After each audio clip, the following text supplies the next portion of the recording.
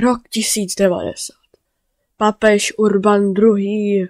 Vyslal křižáckou výpravu, první křižáckou výpravu, do svatého města Jeruzalému. Čekal, že přijde jen malý pár rytířů z Evropy, ale nečekal, že před stěnami Konstantinopolu bude 60 000 nejlepších rytířů Evropy. Společně jako králové a důležití vévodové států Francie, Anglie, Neapolu a svaté říše římské. Tato armáda byla většinou vytvořena jenom z rytířů z Evropy, ale byly tam taky nějací civilisté, kteří chtěli cestovat do svaté země a usídlit se tam, protože i za to by byli odměněni. Přestoupili do Nikeji, kde vyhráli první bitvu války, a poté se rozhodli, že půjdou pro Antiok, jeden z nejdůležitějších přístavů ve Středozemním moři. Antiok se dobře bránil, ale nakonec ho vzali a pokračovali pro Jeruzalém, dole na jihu, a ten vzali taky. Kde vyvraždili všechny Židy a muslimy. Ale teďka tu máme první bitvu. Bitva u Aškelonu. No, je to asi nejdůležitější bitva první křižácké výpravy, ale nejprve si musíme vysvětlit, co všechno znamená. Takže toto je rytíř. Rytíři by většinou chtěli bojovat na koni a byli by hlavní silou každé evropské armády. Jejich úkol většinou nebyl přímo útočit, ale byl manévrovat kolem nepřítele co nejdéle, dokud to jde. Když jednou rytíři už do bitvy šli, bylo hodně těžké je odpojit od boje. Tady je ukázka toho, jak by třeba zaútočili, a v tomto videu je budu označovat takhle. Je to, myslím, na to symbolika, a jdeme se podívat na pěchotu. Pěchota by většinou pomáhala rytířům, a nebo by to byli rytíři, kteří nebyli na koni. Budu je označovat takhle. Jejich úkol většinou v bitvě byl zpomalit nepřítele, co nejdéle je jenom možné, aby byla bitva vyhrána rytíři. Samozřejmě bylo jich méně a většinou taky byli mnohem slabší, tím pádem sami bojovat nemohli. Nepřátelé křižáků budou ale takhle označeni. Samozřejmě křižáci jsou zeleně, červeně jsou nepřátelé, špitaléři, což je řád rytířů, je v šedé, a růžová jsou templáři. Takže můžeme se vrátit k bitvě. Samozřejmě modrá je voda, město je šedá, zelená je krajina a hnědá je cesta. Samozřejmě už se to pohlo, protože obě strany zaútočily na sebe, ale fatamidi okamžitě praskly, moc šanci neměli proti tak masivní armádě. A křižáci a jejich vůdci se vytvořili pár nových států na území. Jeruzalém, Antiok a Tripoli, ale byli rychle pod útokem, a Edesa, který byl ještě předtím, padl hnedka v druhé křižácké výpravě, která byla neúspěšná, nic se nestalo v ní. Teďka ale vedl království Jeruzaléma Baldin IV. Byl to hrdinský král, protože měl leprózu, bylo jasné, že se moc let nedožije, ale pořád bojoval do posledního dechu. A když zaútočil mocný sultán Saladin na království Jeruzalému, chtěl ho čelit, ale nechtěl se bránit, a proto zaútočil první u Montgisardu. Bylo velmi těžké najít to na mapě, protože to taky není na mapě, ale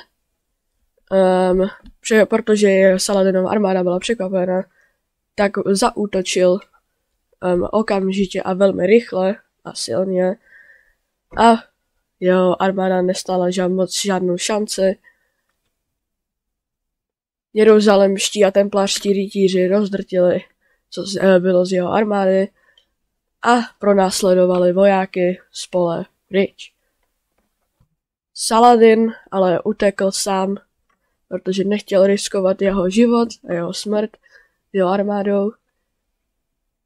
což by ukončilo bitvu u Montgisardu a dokázalo by, že král Balduin IV. I přes jeho nemoc je dobrý král a je hlavně hrdina křesťanství.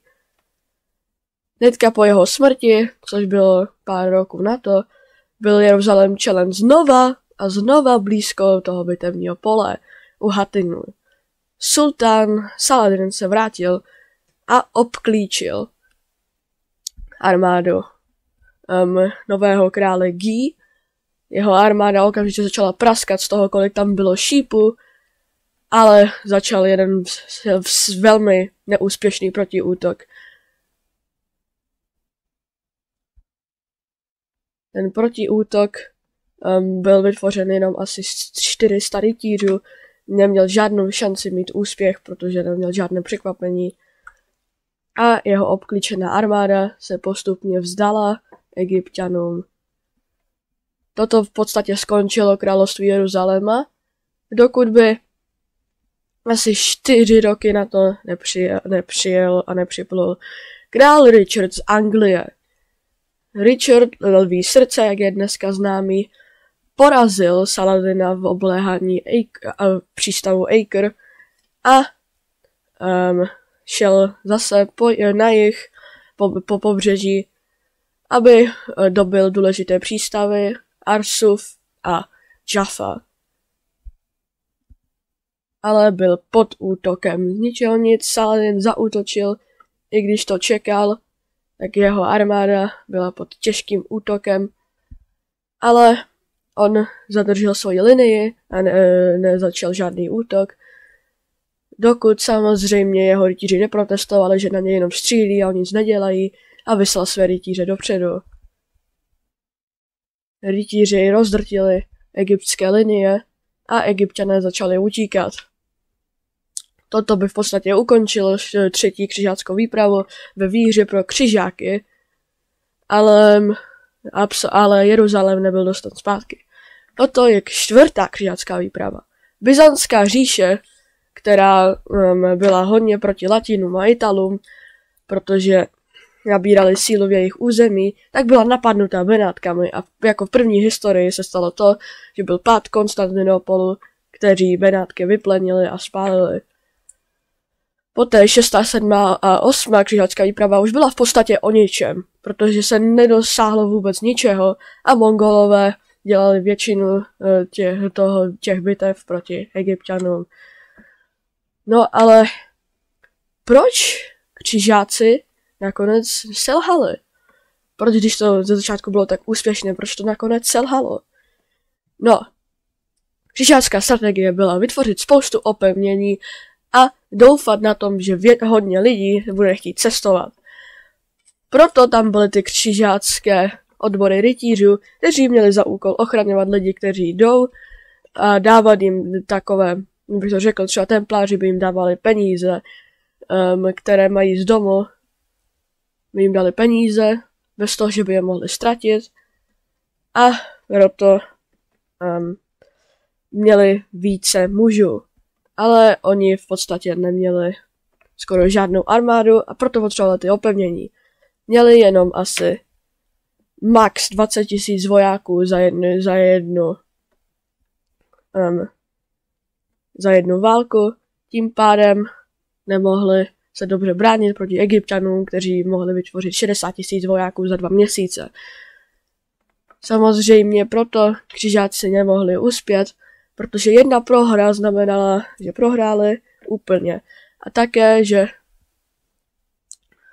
jejich opevnění nebyly moc důležité, když se Arabové sjednotili. Křižáci doufali na tom, že Arabové nebudou nikdy sjednocení, a proto, když Saladin zaútočil ze všech stran, tak se nemohli bránit a prostě upustili a prohráli. Jeden z důležitých důvodů je ten, že Saladinová armáda taky byla mnohem lepší, i přesto, že evropští rytíři byli na papíře mnohem lepší, tak se nikdy nemohli dostat k rovčišníkům egyptským, protože byli moc rychlí a dobří, protože rytíři měli těžké brnění a mezi tím egyptští lučišníci měli lehké brnění, takže vždycky utekli rytířům. To byl jeden z hlavních problémů. Druhý problém, který křesťané měli, bylo to, že křižácké výpravy už se nevyvolávaly kvůli tomu, aby ochraňovali křesťanství a bojovali pro víru, ale spíš proto, aby podporovali to, co si myslí lidi o královi, který je doma. Například v třetí křižácké výpravě král Francie přišel do svaté země s Richardem, ale hnedka se vrátil domů, protože jenom chtěl, aby vypadal dobře. On pak bojoval proti Richardovi zase ve Francii. Třeba Friedrich Barbarossa, u toho se nejsem jistý, jediné, co je jasné, je to, že si myslel, že může přejít přes malou řeku v jeho brnění a utopil se v třetí křižácké výpravě. Z jeho armády, s kterou by možná křesťané mohli dostat zpátky Jeruzalém, zbylo v podstatě nic, protože se všichni rozeběhli domů. To je přesně ten důvod. Všichni to chtěli jenom sami pro sebe. Toto už ale je konec.